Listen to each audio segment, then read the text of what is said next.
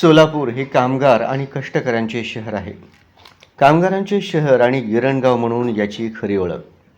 सोलापूर शहराची लोकसंख्या 14 लाखापर्यंत गेली असली तरी सोलापूर महानगरपालिका मात्र येथील नागरिकांना अद्यापपर्यंत नागरी सुविधा देण्यामध्ये सपशेल अपयशी ठरल्याचे दिसत आहे. भर रस्त्यावर मोकाट जनावरे सोडून जनावरांची मालक चक्क हॉटेलमध्ये पार्ट्या करत असून त्यानंतर दिवस मावळल्यानंतर हेच जनावरांचे मालक ही जनावरं घरी घेऊन जातात आणि सकाळी मात्र पुन्हा रस्त्यावर सोडत असल्याचं विदारक वास्तव समोर येत आहे. आणि या मोकाट जनावरांमुळे सोलापूर शहरातील संपूर्ण रस्त्यांवर प्रचंड मोठे ट्रॅफिक जाम होत असून मोठमोठे अपघातसुद्धा घडले आहेत आणि घडत आहेत.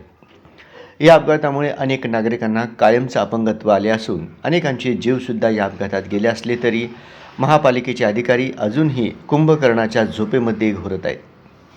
या महापालिकेच्या अधिकाऱ्यांमुळे आणखी किती जणांचा बळी जाणार?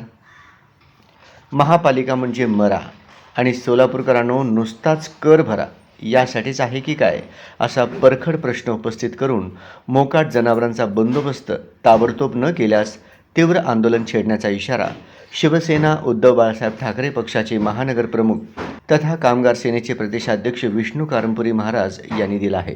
महापालिकेचे अधिकारी मात स्मार्ट सिटी दाखवा आणि बक्षीस मिळवा असं फलक दिसत असून सोलापूर महापालिकेवर सध्या ही नामुष्कीची वेळ आलेली आहे.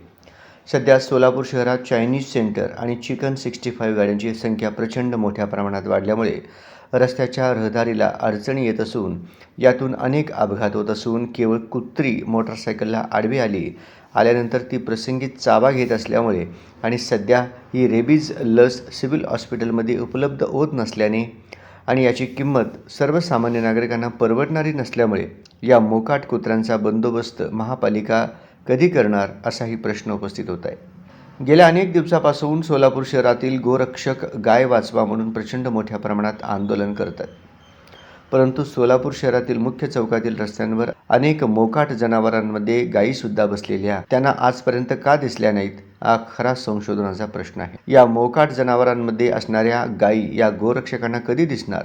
सध्या महापालिकेच्या निवडणुका न झाल्यामुळे सर्व लोकप्रतिनिधी हे माजी झाल्यामुळे ते निवांत असले तरी महापालिका प्रशासन मात्र सोलापूरकरांना सुविधा देण्यामध्ये अपयशी ठरले असून फक्त कर भरण्यामध्ये मात्र सोलापूर महापालिका नंबर 1 वर असल्याचे दिसत आहे.